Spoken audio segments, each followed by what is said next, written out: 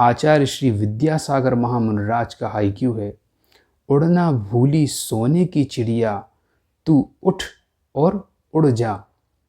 इस हाइक्यू में अगर हम सांसारिक दृष्टि से देखते हैं तो हम पाते हैं कि जो इंसान है, जो मनुष्य है, वो अपनी क्षमता को भूल चुका है, अपनी शक्ति को भूल चुका है। वो ये नहीं जानता कि मैं अपने जीवन में क्या क्या कर सकता हूँ, मेरी क्षमता क्या है, मेरी योग्यता क्या है। इसकी बजाय वो क्या कर रहा है, अपनी दृष्टि को दूसरों की तरफ लगा के रखा है, दूसरे को देख रहा है कि वो सामने वाला अपने जीवन में बहुत अच्छा कर रहा है, मैं अपने जीवन में अच्छा नहीं कर रहा हूँ। पूरी दृष्टि दूसरे की तरफ होने के कारण वह अपनी योग्यता को, अपनी क्षमता को नहीं देख पा रहा है। जबकि हमको क्या करना है, अपनी क्षमता को देखना है। जब हम अपनी क्षमता को देखेंगे तभी हमारी योग्यता का विकास होगा और हम अपनी सही क्षमता को पहचान पाएंगे।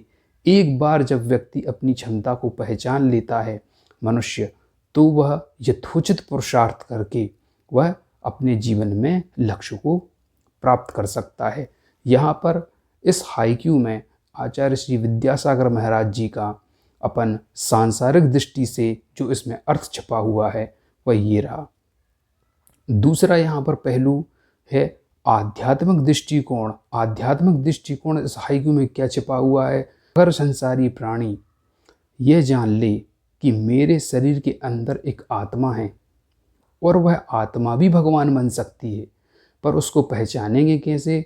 उसके लिए हम तीर्थंकर भगवानों की वाणी और आचार्यों की वाणी को सुनकर उस आत्म तत्व को पहचान सकते हैं और उस आत्म तत्व को पहचान कर यथोचित पुरुषार्थ करके हम भी अपने जीवन में भगवान बन सकते हैं।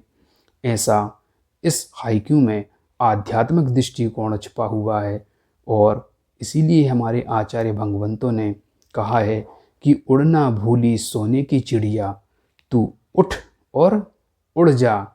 और यहाँ पर सोने की चिड़िया ही क्यों कहा, वो चिड़िया भी कह सकते थे। जैसे स्वर्ण पाषाण होता है, स्वर्ण पाषाण पर यथोचित पुरुषार्थ करने से, उसको तपाने से, उसको पीटने से वह निखरता जाता है, ऐसे ही हमारा जीवन होता है। जैसे जैसे हम परिस्थितियों का सामना करते हैं, पुरुषार्थ करते हैं, तब हमारा जीवन भी महान बनता जाता है। चाहे सांसारिक दृष्टिकोण हो, जीवन में कुछ भी सफलता पाना हो, या आध्यात्मिक दृष्टिकोण हो।